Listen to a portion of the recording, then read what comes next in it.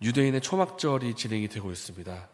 초막절은 총 일주일 동안 진행이 되는데 오늘 본문은 그 초막절 가운데 마지막 날, 큰 날이 되었음을 보여주고 있습니다.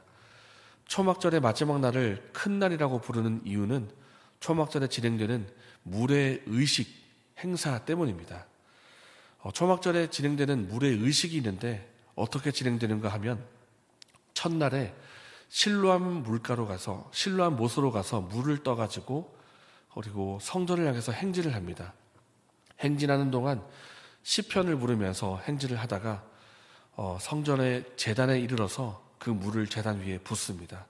그렇게 첫날에 진행이 되고 둘째 날, 셋째 날, 여섯째 날까지 진행이 되다가 일곱째 날에는 같은 것을 행사를 진행을 하되 더 크고 성대하게 진행을 합니다. 더 큰 무리가 더 성대한 모습으로 진행을 하는데 물을 부을 때도 바로 붓지 않고 성전 주위를 7바퀴를 돈 후에 물을 붓습니다. 그렇기 때문에 이 물의 의식이 있기 때문에 마지막 날을 큰 날이라고 부르고 있습니다. 그렇다면 이 초막절에 물의 의식을 거행을 하면서 백성들은 무슨 생각, 무슨 기도를 했겠습니까? 당연히 물을 구하는 기도를 했을 것입니다. 그 당시에 농경사회였기 때문에 물이 아주 중요하고 비가 내리려 되는 시기 그런 사회인 것입니다. 그래서 물이 아주 중요하고 그 당시 출애굽기 구약 시대 때 출애굽기 때 하나님께서 필요할 때마다 물을 공급하셨던 것처럼 오늘날 우리에게도 물을 공급해 주십시오. 비를 주셔서 풍성한 작물이 열릴 수 있도록 도와주십시오 하고 물을 구하는 것입니다. 그리고 하나님께서 우리에게 생명과 구원을 베풀어 주시기를 구하는 것이고 더 나아가서 메시아를 주시기를 고대하면서 물의 의식을 진행하는 것입니다.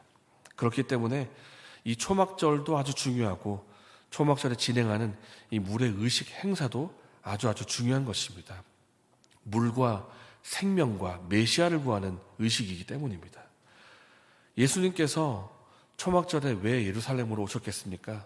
바로 이 물의 의식, 마지막 날, 큰 날 때문에 오신 것입니다.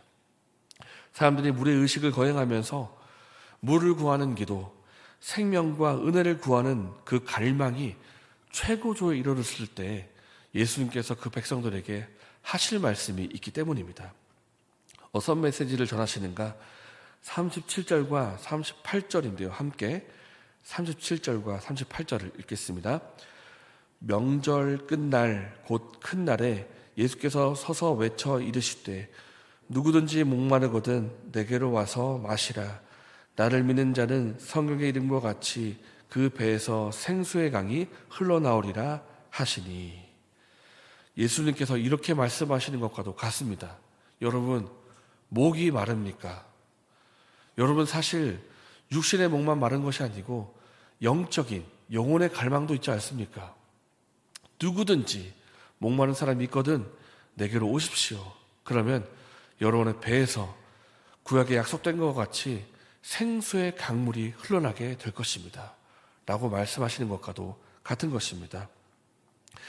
여러분이 매년 초막절을 진행하고 매년 물의 의식을 거행하면서 여러분 그토록 물과 생명을 구하고 있는데 그 생명과 물이 바로 예수님이라는 것을 예수께서 그날에 마지막 날에 선포하시는 것입니다. 그렇기 때문에 그 생명의 물, 생명의 근원 되신 예수님께 나아가서 그 영혼의 갈망을 해결하라, 그렇게 말씀하고 있는 것입니다. 사람마다 저마다 목이 마르고 갈증이 있습니다.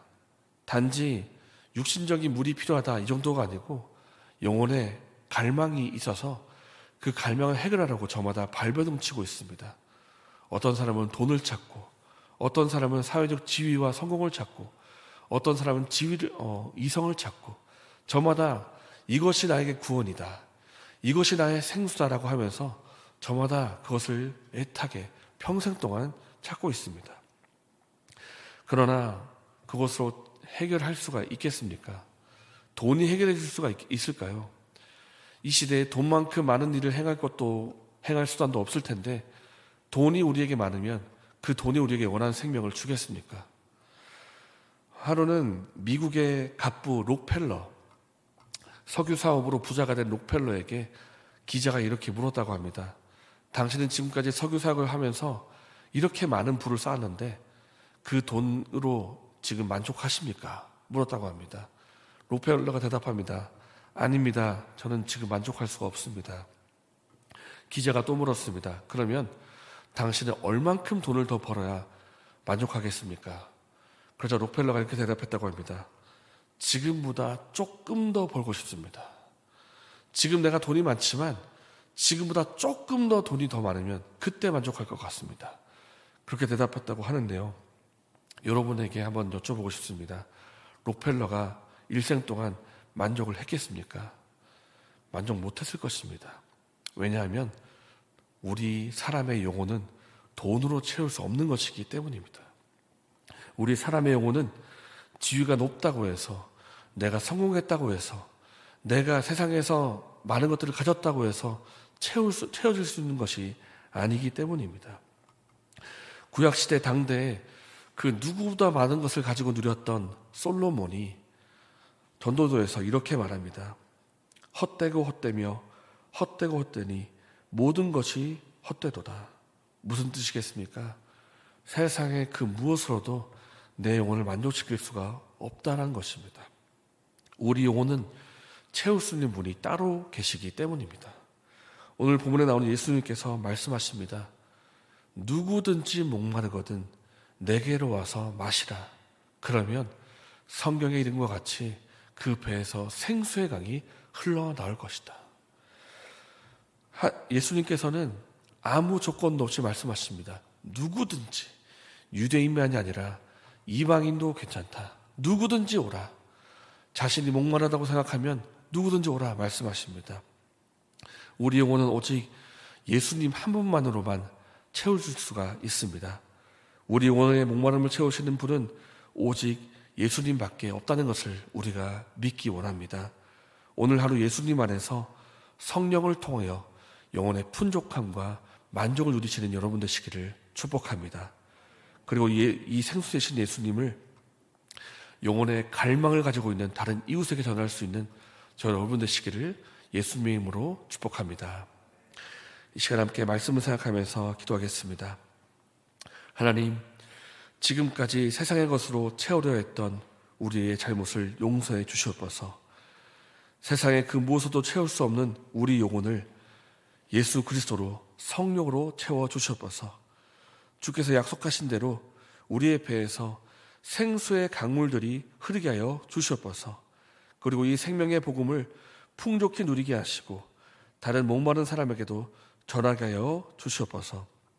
이렇게 기도하시고 개인적인 제물을 드신 후에 자유롭게 돌아가셨습니다.